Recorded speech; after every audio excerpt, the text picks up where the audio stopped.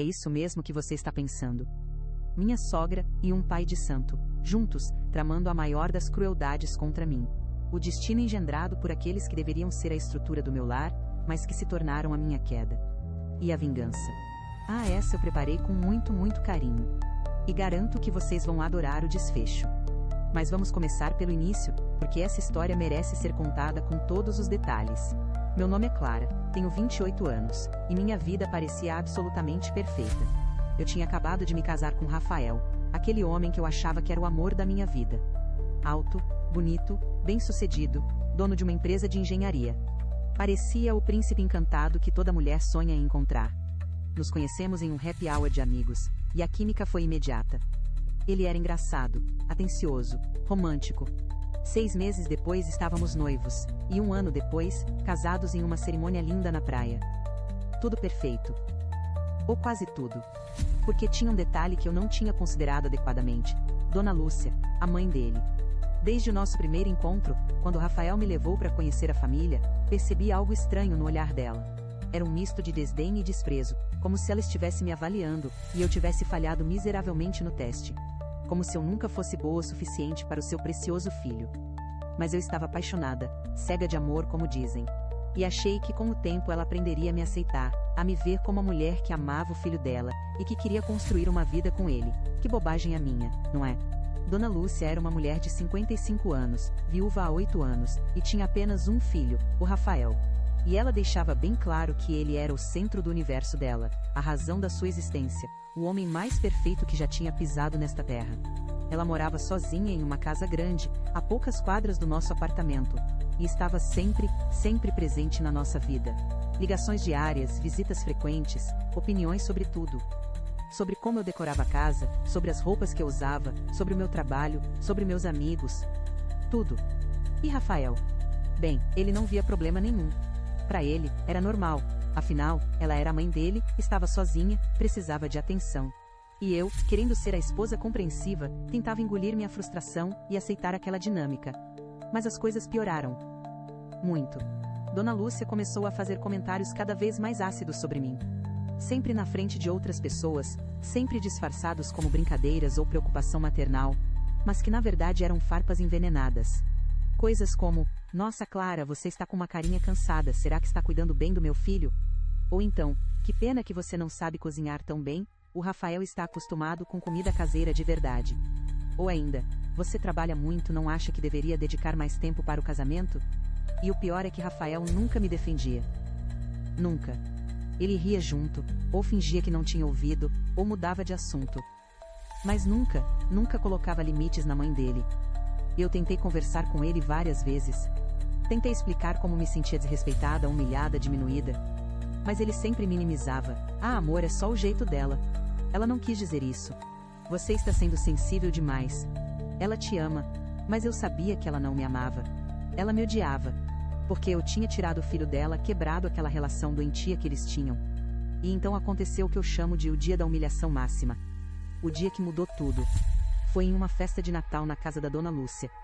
Uma celebração grande, com todos os familiares e amigos próximos. Devia ter umas 40 pessoas lá. E eu, ingênua, tinha me oferecido para ajudar na cozinha, para preparar alguns pratos. Passei o dia inteiro cozinhando, me esforçando para fazer tudo perfeito. Queria impressionar, queria mostrar que eu era uma boa esposa, uma boa nora, queria ser aceita. A mesa ficou linda. Peru assado, farofa, arroz à grega, saladas, sobremesas, tudo feito com carinho e dedicação. Quando todos se sentaram para a ceia, eu estava nervosa, mas esperançosa. E então Rafael, meu marido, o homem que deveria me apoiar, teve a audácia de dizer, em voz alta para todos ouvirem: bem, a comida está boa, mas não é a melhor que eu já provei. A comida da minha mãe é insuperável. O silêncio que se fez na mesa durou apenas alguns segundos, antes de ser quebrado pela risada alta da Dona Lúcia. É verdade, ela disse, quase gargalhando. Minha comida sempre foi a favorita dele. Algumas pessoas simplesmente não têm o dom para a cozinha, né, Clara? Mas tudo bem, cada um tem seus talentos. Você deve ser boa em outras coisas. E todos riram. Todos. Tios, tias, primos, amigos. Todos olhando para mim com pena ou diversão, enquanto eu sentia meu rosto queimar de vergonha. Não era apenas a comida que estava sendo reprovada. Era eu. Minha essência, minha dedicação, meu esforço. Tudo sendo ridicularizado publicamente. Olhei para Rafael, esperando que ele dissesse alguma coisa que me defendesse, que percebesse a crueldade do que tinha acabado de fazer. Mas ele apenas deu de ombros e continuou comendo, como se nada tivesse acontecido. Senti as lágrimas querendo descer, mas me recusei a chorar na frente daquelas pessoas. Me levantei da mesa, murmurei uma desculpa qualquer sobre precisar de ar, e saí para o jardim. Fiquei lá fora tremendo de raiva e humilhação, tentando controlar as emoções. E foi ali, naquele momento de dor absoluta, que tomei uma decisão que mudaria tudo. Eu não ia mais ser a vítima. Não ia mais aceitar aquela situação. Não ia mais permitir que Dona Lúcia me tratasse como lixo, e que Rafael permitisse isso. Eu ia revidar. Ia me vingar. Mas de forma inteligente, estratégica, devastadora. Voltei para casa aquela noite em silêncio. Rafael tentou conversar, disse que eu estava exagerando, que tinha sido só uma brincadeira. Mas eu não respondi. Apenas fui para o quarto de hóspedes, e tranquei a porta. E comecei a planejar. Nos dias seguintes, comecei a observar Dona Lúcia de forma diferente. A prestar mais atenção nos comportamentos dela, nas coisas que ela dizia, nas pessoas com quem ela se relacionava. E foi assim que descobri algo muito interessante. Dona Lúcia frequentava regularmente um centro espiritual comandado por um homem chamado Pai Severino. Ela falava dele o tempo todo, sobre como ele era sábio, como as previsões dele sempre se realizavam, como ele tinha ajudado ela a superar momentos difíceis. E mais importante, ela sempre mencionava que Pai Severino tinha dito que eu não era a mulher certa para o Rafael. Que eu tinha uma energia negativa, que eu estava impedindo o crescimento espiritual dele, que eu era um obstáculo na vida dele. E Rafael, influenciado pela mãe e pelas palavras desse charlatão, começou a me tratar diferente. Mais distante, mais crítico, mais frio. Foi então que percebi. Dona Lúcia estava usando esse tal Pai Severino como ferramenta para me destruir. E o pior, estava funcionando. Mas dois podiam jogar esse jogo. E eu estava disposta a jogar para vencer. Tive uma ideia. Uma ideia arriscada, mas que poderia me dar exatamente o que eu precisava. Provas. Uma amiga minha, Leila, era frequentadora ocasional de centros espirituais. Pedi ajuda a ela, expliquei a situação, e ela concordou em me ajudar. Ela conseguiu marcar uma consulta para mim com o Pai Severino, mas sem mencionar meu nome ou minha conexão com Dona Lúcia. No dia marcado, fui até o centro. Um lugar simples, com imagens de santos, velas acesas, aquele cheiro característico de incenso. Pai Severino era um homem de uns 60 anos, magro, com roupas brancas e muitos colares. E eu levei comigo algo muito importante: meu celular, escondido na bolsa, gravando tudo. A consulta começou de forma tradicional. Ele jogou os búzios, disse algumas coisas genéricas sobre minha vida, meus desafios.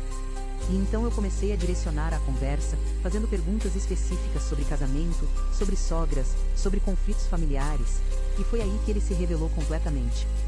Ele começou a falar sobre como algumas mulheres eram manipuladoras, como algumas noras tentavam afastar os filhos das mães, como eu deveria ter cuidado porque provavelmente havia uma mulher na minha vida tentando me destruir. E então, acreditando que eu era apenas mais uma cliente qualquer, ele soltou a língua sobre outros casos. Começou a falar sobre uma senhora que era cliente fiel dele, que tinha um filho casado com uma mulher problemática, e como ele estava ajudando essa senhora a abrir os olhos do filho.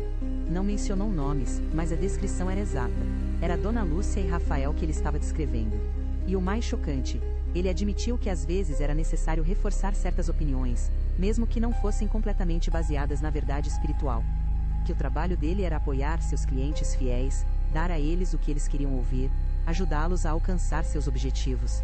Em outras palavras, ele era um manipulador profissional, um charlatão que vendia validação disfarçada de sabedoria espiritual.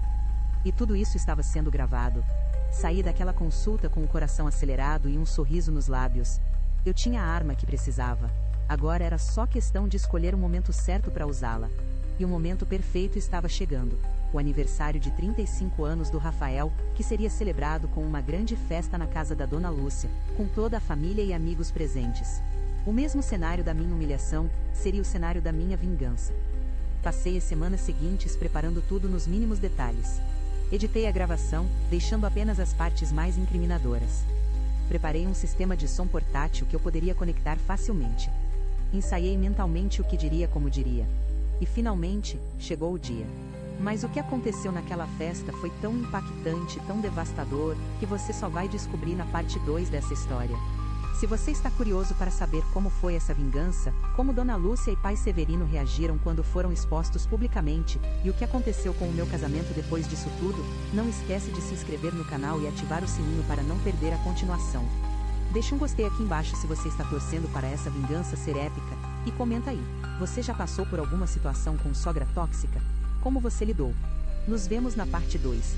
E garanto que vale muito a pena. Até lá!